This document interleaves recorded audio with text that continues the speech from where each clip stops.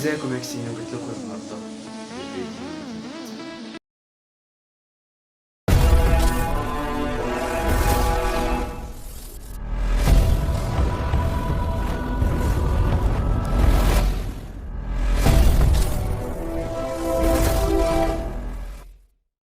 فيديو النهارده بكل اختصار عن عمر ابو الرب الوسخ، عشان هو وسخ بامانه الله. يعني انا اكتر شخصيه بكرهها عمر ابو الرب واحمد ابو الرب، عشان هما الاثنين اخوات واخوات دول مسك. عارف انت اللي الزوم اللي عشان في شعرايه طلعت كده، في شعرايه والله ايه بيض يا اسطى. لماذا؟ بحياتي هو مش مكسوف، انا بقول هما الاثنين بيضه وبيضه. ما علينا، يعني نخش نبدا. ايه بيقول لك ايه اخر فيديو منزله او انا شفته منزله؟ اللي معرفش ابو الرب عمر ابو الرب 4 مليون مشترك سبسكرايب. هو غبي، هو المفروض بيقدم انتقاد زي انا بقدم، بس هو بيقدم انتقاد. يعني مثلا دلوقتي هو طالع ايه، انا طالع دلوقتي انتقد ابو هيكل في الفيديو. ابو هيكل ده حبيب قلبي، ده ابو هيكل ده عايش يخرب بيت جمال ابو هيكل يا جدع. هو دي فيديوهاته. يعني مثلا يقول لك ايه، شوف الفيديو ده بيبقى اخر فيديو، مشهوره فتحت زوجها. ازاي مشهوره وفتحت جوزها؟ يعني انت بتدور على اي، مش عارف اقول، مش عايز اشتم، انا مش عايز اشتم. انا محترم دلوقتي، عندي برد، كان محترم عنده برد كده، مش عايز اشتم. يعني انت طلع تقول مشهوره فتحت جوزها. طب هي انت مالك انت او انت جوزها ولا انت المشهوره اللي فضحته؟ مش فاهم انا. لا ويطلع لك بفيديو تاني يقول لك ايه، الدراما. كمل يا حبيبي، في حاجه بعدها الدراما يا حبيبي، في كلمه بعد اخر الدراما ان على ابو شكلك. يعني شيء فوق قدرتنا، فوق قدرتنا ان احنا يعني حاجه ما ينفع لها الا تدخل الهي سريع.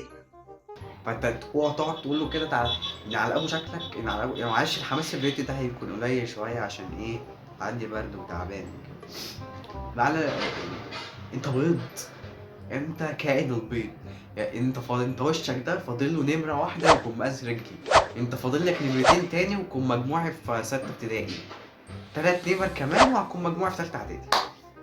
بس كده. لا انا مش فاهم، ده انا جبت في اعدادي اكتر من المثل اللي انت في وشك ده. ومناخيرك اللي شبه نفا رايح جاي دي، مناخيرك انا ولا نفا ده؟ لا اعمل لك شعر كيرلي بقى كانه ايه، واد امور. يا ابني شعرك كيرلي ايه؟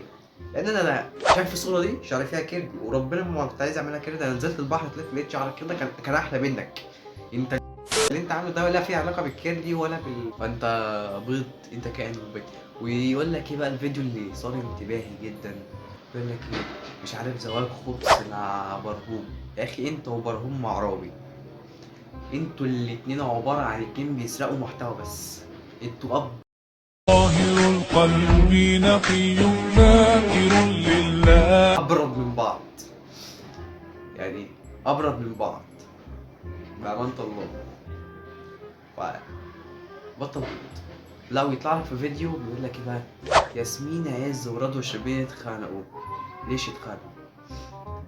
هما اصلا ما اتخانقوش يا ابن الهبله، هما اصلا الاتنين ما بيطيقوش بعض يا ابن الهبله. مش امك هبله عشان خلفت النسخه الهبله منك دي. يطلع لك يقول لك ايه بقى، مع بنت عباره عن بيض بنضارتها دي. وبعدين نضارتها دي ولا كوبايه ازاز دي، يعني كعب الكوبايه دي، نضارتها كعب الكوبايه اللي جايباها من ايام ستي وستك. دي نضارتها ناقص لها، يعني ناقص لها ايد بس كده واعتبرها كوبايه شاي. مش فاهم ايه وشها اللي شبه البطاطسايه ده، مش عارف وشها ده ولا جسمها شوايه ولا ايه ده. يعني تقريبا ده وشها. وشعرها اسود، يعني شعرها اسود. هل ده من حقدها على ياسمين عز الأمراء ولا من حقدها على رضوى الشربيني؟ يعني الشربيني رضوى اسمها رضوى الشربيني، مع ربنا مطالب بسبب البرد يعني انت وشك اصلا عبارة عن خرا. انت خرا، انت مش بنت، انت صنفوكي كمصفحات مائية، مسطحات بحرية، كائنات لا نهائية. لا حلوة. وربنا انا كنت شاعر يا جدعان، انا كنت شاعر، بس انا ايه، مش عارف ايه، مش عارف انا بقول ايه. فمشي لي الفيديو اصلا.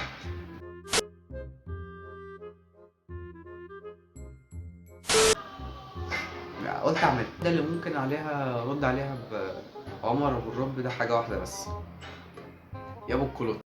طاهر القلب نقي ذاكر لله. اصلا الرب عندنا في اللغه المصريه، الرب ده عباره عن شيء كده يتلبس عند الزواج في ليله الدخله يلبسه العريس إيه لما يكون مش راجل. انت رب خالص، انت رب فتله، انت رب فتله من اللي هو ما بيسترش ده والله. لا كيفكم؟ ليكم اللجنة. يعني يخرب بيت خفة دمك يا لا وربنا هموت منك ضحك، انا عندي برد يالا هموت منك ضحك يا لهوي هموت منك ضحك وقسما بالله يا اسطى ما تقولش انت قلت تاني يخرب بيت كده هنفجر ضحك. لا ما تقولش ان هو كانت انا هموت ضحك وقسما بالله هموت ضحك. اقول لك على حاجه، شايف ان الانفجار طلع من ايدي ده من كتر الضحك، ده انفجار طلع من كتر الضحك. يعني انا مش عارف اقول لك يخرب بيت خفة دم امك. يعني امك كانت بتتوحم على العسل يالا، عارف امك كانت بتتوحم على العسل. مش بشتمك، انا بقول لك امك كانت بتتوحم على العسل، دي مش شتيمه، انا بقول لك امك ماشي، مش شتيمه امك. لو السؤال ده اتكرر تاني هفتك. شربيني هي العكس تماما من ياسمين عز. لو في مثلا انه جنة ونار، ياسمين عز رضوى شربيني، هيك عرفتوا؟ طبعا ياسمين عز ورضوى الشربيني عباره عن جنه ونار. ليه بروح امك انت داخل تتحاسب يعني ولا ايه؟ مش فاهم. يوم القيامه قرب يعني ولا انت بتشبه ايه بايه؟ معروفه ياسمين عز بتعمل الرجاله، فهي انت مش مالكش دعوه بالرجاله، انت بره عننا يعني، انت مالكش دعوه بينا، انت بره عننا، انت مالكش دعوه بالموضوع، انت تخرس خالص فاهم. هي بتمدح الرجاله اللي هو احنا، مش اللي هو انت مش راجل اصلا. ورضوى الشربيني بتشتمنا احنا، مش بتشتمك انت يا اختي.